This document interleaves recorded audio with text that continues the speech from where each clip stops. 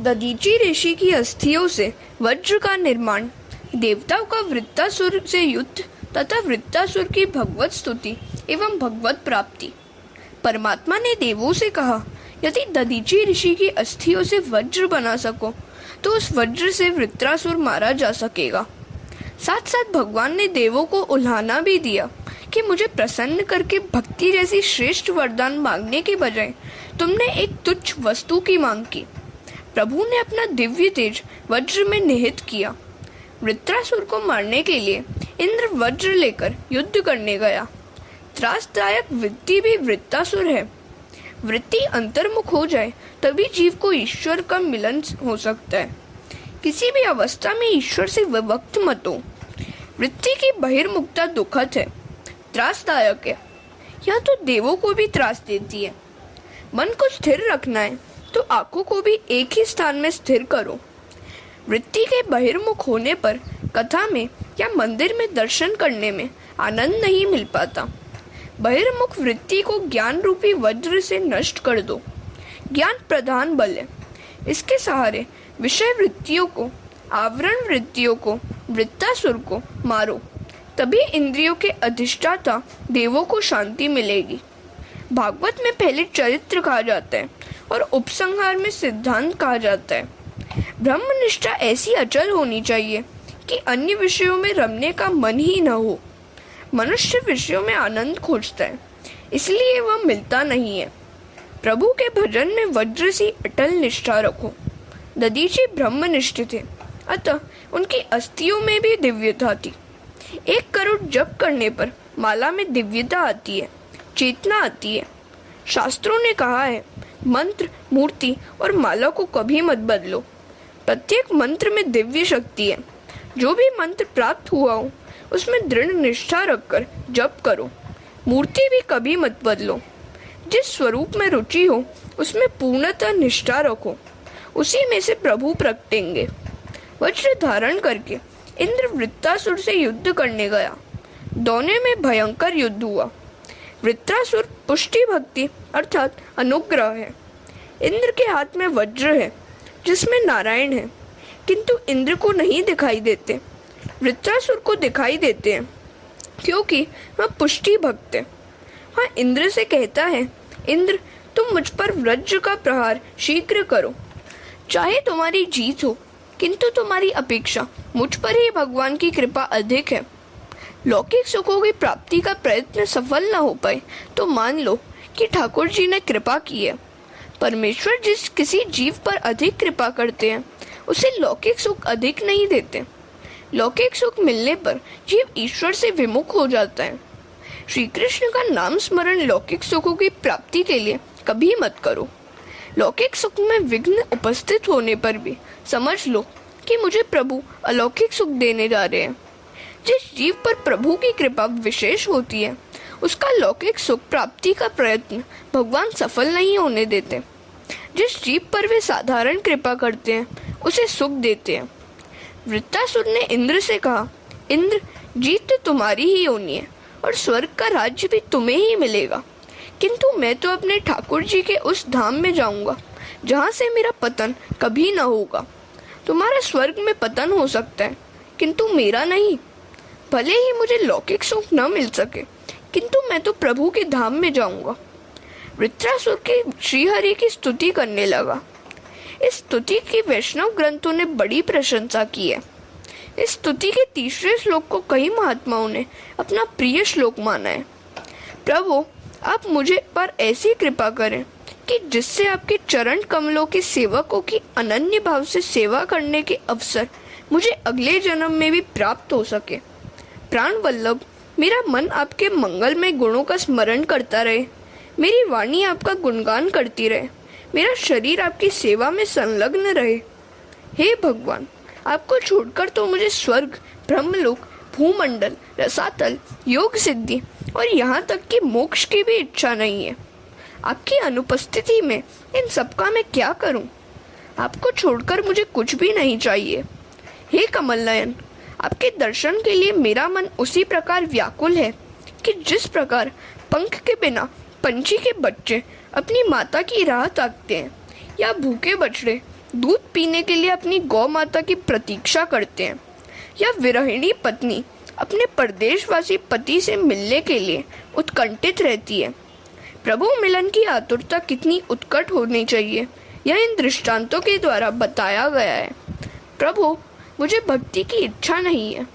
अपने कर्मों के फलस्वरूप मुझे जन्म मृत्यु के चक्र में बार बार फंसना पड़े तो उसकी भी मुझे परवाह नहीं है, किंतु मैं जहाँ जाऊँ, जिस किसी भी योनि में जन्मूं, वहाँ मुझे भगवान के प्रिय भक्तजनों की मैत्री मिलती रहे। भगवान, मैं मात्र इतना ही चाहता हूँ कि आपकी माया के कारण मेरा शरीर, घर, स्त्री, पुत्र आदि में आसक्त मनुष्यों से कहीं भी किसी भी प्रकार का मेरा संबंध न हो पाए। दीन होकर शरण में जाने पर जीव को प्रभु अपनाते हैं। हरे कृष्ण। वृत्रासुर कितना दीन था। वह कहता है कि मैं भगवान की सेवा करने के लिए तो अपात्र हूँ, अतः भगवान के दासों के दास की भी सेवा करूँगा। मैं भगवान के सेवक वैष्णवों की सेवा करूँगा। मैंने सभी इंद्रियों को भक्ति रस का दान किया। मेरी वाणी कृष्ण कीर्तन करे, मेरे कान आपकी कथा सुने। वैराग के बिना भक्ति दृढ़ नहीं हो पाती। भक्ति भोग के लिए मत करो, भक्ति तो भगवान के लिए ही की जाती है। दूसरा श्लोक वैराग्य का है। वृत्रासुर भक्ति द्वारा इंद्र का राज्य या मोक्ष पाने की अभिलाषा नहीं करता। भगवान ने वृत्रासुर से पूछा कि वैष्णवों की सेवा करके तुझे कुछ मांगना है क्या? तो उसने उत्तर दिया कि मुझे स्वर्ग तो क्या, ब्रह्मलोक के राज्य की भी इच्छा नहीं है। भोग भक्ति में बाधक है।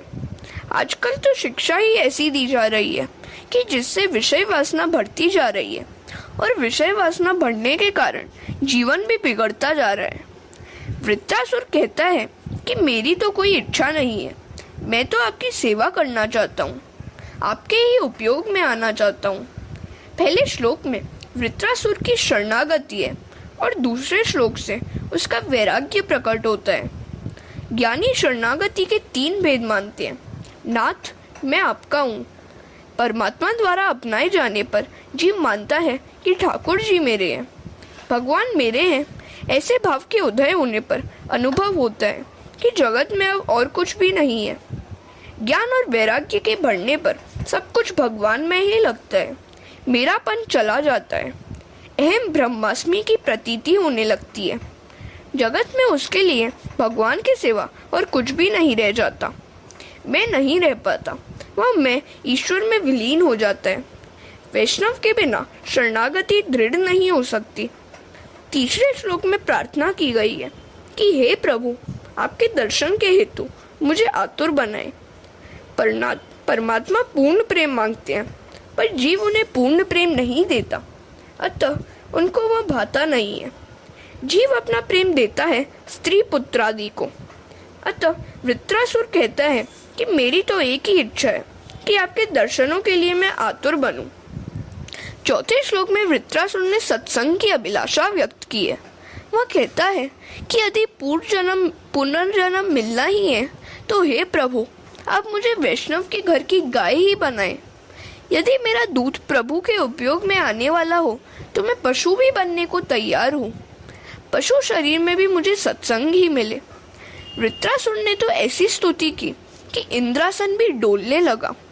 भक्ति भगवान को परतंत्र बना देती है, अर्थात भक्ति भगवान को भक्त के वश में कर देती है। अतः भगवान मुक्ति तो देते हैं, भक्ति नहीं। भगवान जब कृपा करते हैं तब वे अंत में नष्ट होने वाली संपत्ति नहीं, भक्ति ही देते हैं। भगवान मुक्ति तो शीघ्र दे भी देते हैं, पर भक्ति नहीं, क्योंकि यदि भगवान भक्ति दे दे तो उन्हें भक्त का सेवक भी बनना पड़ जाता है। भक्ति स्वतंत्र परमात्मा को प्रेम के बंधन से बांध देती है। स्तुति के समाप्त होने पर इंद्र ने वृत्रासुर का वध किया। वृत्रासुर के शरीर में से निकला हुआ तेज भगवत शरीर में विलीन हो गया। भगवान ने वृत्रासुर का उद्धार किया।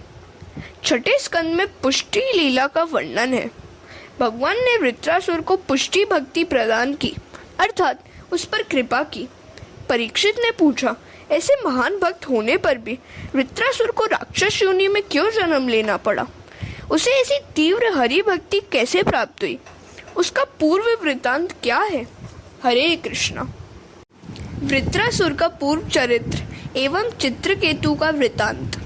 सुखदेव जी वर्णन करते हैं, राजन सुनो, वृत्रासुर अपने पूर्व जन्म में चित्रकेतु नामक राजा था। उसकी रानी का नाम था कृतद्युति। उसकी संतान नहीं थी। यहाँ शब्दार्थ नहीं, लक्ष्यार्थ से काम लेना चाहिए। जो चित्र विचित्र कल्पनाएं किया करता है वही चित्रकेतु है। बुद्धि ही कृतद्युति है। मन अनेक विषयों का विचार करता है। उसी विषयाकार स्थिति में चित्रकेतु का जन्म होता है। मन में जमे हुए बाहर के चित्र ही भजन में विघ्नकर्ता हो जाते हैं। एक बार राजा चित्रकेतु के घर अंगिरा ऋषि पधारे। राजा ने उनसे पुत्र मांगा। अंगिरा ऋषि ने राजा से कहा, पुत्र के माता पिता को भी तो शांति कहाँ है?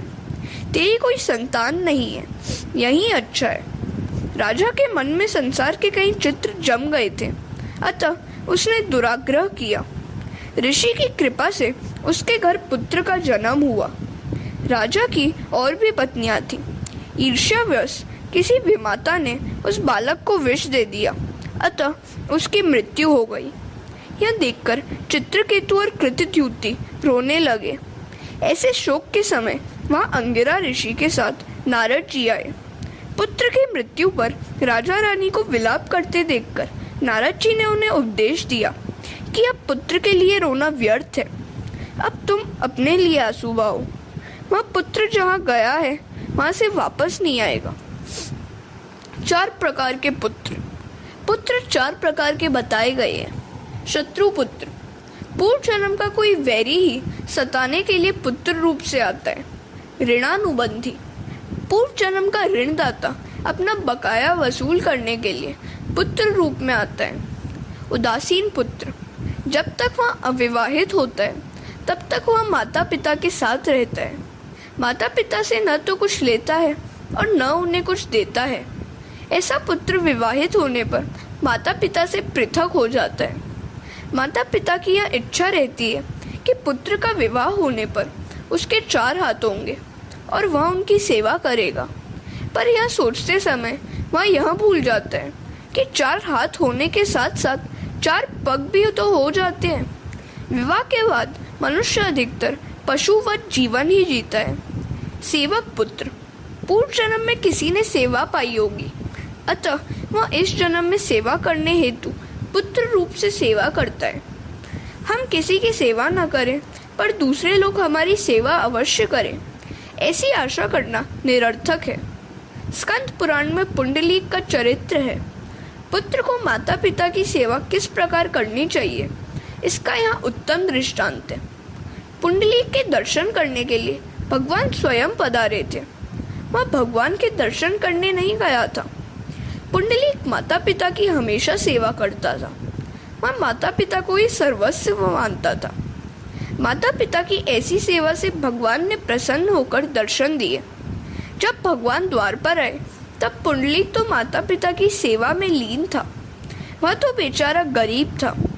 उसकी एक छोटी सी कुटिया थी, अंदर बैठने के लिए स्थान तक न था।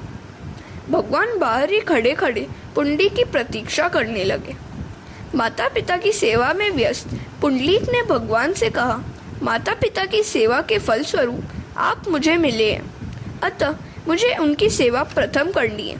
और उसने एक ईंट फेंकते हुए भगवान से कहा, मैं जब तक माता पिता की सेवा पूरी न कर लूं तब तक आप इसी पर खड़े रहिए। भगवान साक्षात प्रकट हुए, फिर भी पुंडलीक ने माता पिता की सेवा का कार्य अधूरा न छोड़ा। भगवान ईंट पर खड़े रहे। ईंट से वीट बना और उसका नाम पड़ा विठोबा। खड़े खड़े भगवान जब थक गए तो उन्होंने एक हाथ अपनी कटी पर रख लिया। आज भी पंढरपुर में वे वैसे ही मुद्रा में खड़े हुए हैं। पुंडलीक ने उन्हें जिस तरह खड़े रहने को कहा था वैसे ही वे आज भी खड़े हुए हैं। कटी पर हाथ रखकर वे बताते हैं कि मेरे पास आने के लिए, मेरा आसरा लेने वाले के लिए संसार मात्र इतना, कटी तक की ऊंचाई जितना गहरा है। भगवान पांडुरंग की स्तुति का स्तोत्र श्रीमद् शंकराचार्य ने इस प्रकार रचा है। भवाब्धे प्रमाणम इदम माम कानाम नितंबम कराभ्याम धृतो येन यत्नात् समागत्य तिष्ठन्त आनंद कंदम परब्रह्मलिंगम भजे पांडुरंगम भवाब्धि प्रमाणम इदम। किंतु किसके लिए? जो भगवान का बन जाए उसके लिए। हरे कृष्ण। नारद जी राजा चित्रकेतु से कहते हैं, राजन, तुम्हारा शत्रु ही पुत्र बनकर जन्मा था। अच्छा हुआ कि वह मर गया। तुम्हें तो आनंद मनाना चाहिए। घर, धन, पत्नी, विविध ऐश्वर्य, शब्दादि विषय, राज्य, समृद्धि, सेवक, मित्रजन, रिश्तेदार आदि सभी शोक, मोह, भय और दुख के दाता है। ये सभी नाशवान है। जीव के हजारों जन्म हो गए, हो रहे हैं और होंगे। इनमें कौन किसका सगा और कौन किसका संबंधी है। जिस प्रकार जल प्रवाह में बालू के कण कभी इकट्ठे होते हैं और कभी बिखर जाते हैं, उसी प्रकार समय के प्रवाह में संसार के प्राणी इकट्ठे होते हैं और बिछुड़ जाते हैं। जब उस मृत राजकुमार की जीवात्मा को लाया गया तो वह किसी को भी पहचानता नहीं था। उसने कहा, मेरे तो हजारों जन्म हो गए हैं, मैं उनमें से कौन कौन से जन्म के माता पिता को याद रखूं। और ऐसा कहकर वह जीवात्मा चला गया। नारद जी ने कहा, राजन, तुम किसके लिए रो रहे हो? वह तो तुम्हारी ओर दृष्टि भी फेरने को तैयार नहीं है, फिर भी तुम शोक कर रहे हो। नारद जी ने चित्रकेतु को दिव्य ज्ञान दिया और तत्वोपदेश दिया तथा मंत्र का भी उपदेश दिया। इसके पश्चात चित्रकेतु राजा ने तपश्चर्या की और भगवान के नाम का जप किया। अतः उसे भगवान के दर्शन हुए। उसके सारे पापों का क्षय हो गया। वह महाज्ञानी और महासिद्ध हो गया और भगवान ने उसे पार्षद बना लिया। एक दिन चित्रकेतु आकाश में विहार कर रहा था। वह तो घूमता फिरता कैलाश धाम आया। वहाँ उसने देखा कि पार्वती जी शिव जी की गोद में बैठी हुई है। यह देखकर उसके मन में कुभाव जागा। विषय वासना में से चित्रकेतु का जन्म होता है। प्रत्येक स्त्री पुरुष को नर नारायण के रूप में देखने पर वासना उत्पन्न नहीं होगी। चित्रकेतु ने सांसारिक भाव से शिव पार्वती को देखा। इस चरित्र से स्पष्ट होता है कि बिना ज्ञान की भक्ति व्यर्थ है। मात्र सगुण के साक्षात्कार से मन शुद्ध नहीं होता। साक्षात्कार से मन की चंचलता नष्ट नहीं हो पाती। सगुण और निर्गुण भक्ति के होने पर ही जीव शिव बन सकता है। चित्रकेतु शिव पार्वती को लौकिक दृष्टिवश काम भाव से देखने लगा। शिव पार्वती के इस प्रकार बैठने का एक कारण था। एक बार कामदेव ने फिर शिव से युद्ध करना चाहा। शिव जी ने कहा कि मैंने एक बार तो तुझे जला दिया है। तो कामदेव ने कहा कि समाधि में बैठकर जलाना कोई बड़ी बात नहीं है। समाधि की अवस्था में तो कोई भी जीव मुझे जला सकता है। मेरे मन में एक छोटी सी आकांक्षा अभी शेष है। आप पार्वती जी को आलिंगनबद्ध कीजिए, मैं उसी समय अपना बाण चलाऊं। यदि आप उस समय भी निर्विकार रह पाए तो मैं मान जाऊंगा कि आप महादेव हैं। शिव जी तैयार हो गए। पार्वती को आलिंगनबद्ध करके वे अर्धनारीश्वर नटेश्वर बन गए। काम ने उन्हें विचलित करने की पूरी कोशिश की, किंतु उसे सफलता न मिली। शंकर निर्विकार ही रहे। कामदेव ने अपनी पराजय स्वीकार कर ली और शिवजी की शरण में आ गया। चित्रकेतु इन सारी बातों से अनजान था। अतः वह शिवजी की निंदा करते हुए बोला, भरी सभा में ये अपनी पत्नी को आलिंगन में लेकर गोद में बिठाकर बैठे हैं। इन्हें कोई लाज भी नहीं आती है क्या? शिव पार्वती तो निर्विकारी थे, किंतु उन्हें देखने वालों की आंखों में विकार था। किसी को लौकिक भाव से देखोगे तो मन में विकार उत्पन्न होगा और विकृत चित्र मन में उभरेंगे। इस प्रकार लौकिक भाव से देखने के कारण चित्रकेतु का पतन हुआ। उसकी निंदा से शिवजी को तो कुछ बुरा न लगा। जिसके सिर पर ज्ञान गंगा हो उसे निंदा रस प्रभावित नहीं कर सकता, किंतु पार्वती के लिए यह बात असह्य थी।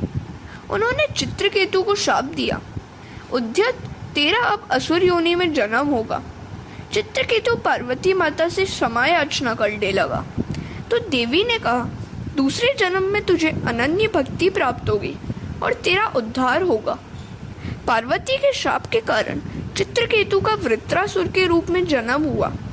मन चित्रकेतु यदि शुभ कल्पना करें कि जिस प्रकार चित्रकेतु ने वृत्रासुर रूप में की थी, तो अंत में सुखी हो सकता है और दुष्ट कल्पना करने पर दुखी होता है। नारद जी और अंगिरा जैसे संतों के समागम से मन बुद्धि ऊर्ध्वगामी बनते हैं। मन में विषयों के चित्र न उभरे और सात्विक भाव जागे, इसके लिए लक्ष्मी नारायण का सतत पूजन करो। विष्णु सत्व गुण के अधिपति देव हैं। उनकी सेवा करने से मन में सात्विक भाव की जागृति होती है। विषयों के चित्र अंदर होते हैं, आँख मूंद कर बैठोगे तो वे बाहर आएंगे। इन चित्रों को मिटाने के लिए लक्ष्मी नारायण की सेवा करना आवश्यक है। अदिति और दिति की संतानों तथा मरुदगणों की उत्पत्ति एवं पुंसवन व्रत। दिति के दोनों पुत्रों की मृत्यु हो गई। दिति ने इंद्र को मारने के लिए व्रत किया। कश्यप ऋषि ने इंद्र को मारने वाला पुत्र उत्पन्न हो सके, इस हेतु दिति को 1 वर्ष का व्रत बताया। उसका नाम था पुंसवन व्रत। चंचल मन को ईश्वर में स्थित करने का साधन ही व्रत है। व्रत से मन की चंचलता घटती जाती है और ईश्वर में स्थिरता बढ़ती जाती है। मन को ईश्वर में लगाए रखने का साधन ही व्रत है। दिति ने व्रत तो किया, किंतु व्रत के नियमों का बराबर पालन न करने के कारण व्रत भंग हुआ। परिणामतः मरुदगणों की उत्पत्ति हुई। भेद बुद्धि ही दिति है। चंचल मनोवृत्ति को एक ही स्थान पर स्थिर करके एक को अनेक में निहारा जाए, तभी व्रत सफल होता है। भेदभाव के कारण दिति के व्रत का भंग हो गया। अब दिति ने इंद्र से कहा, ये मेरी संतानें हैं, किंतु उनकी गणना देवों में होगी। अब दिति के मन में इंद्र के लिए कुभाव नहीं रहा। इन मरुदगणों की उत्पत्ति का वर्णन करके स्कंद की कथा समाप्त की गई है। श्री कृष्ण गोविंद हरे मुरारे, हे नाथ नारायण वासुदेवा। हरे कृष्ण। षष्ठ स्कंद समाप्त।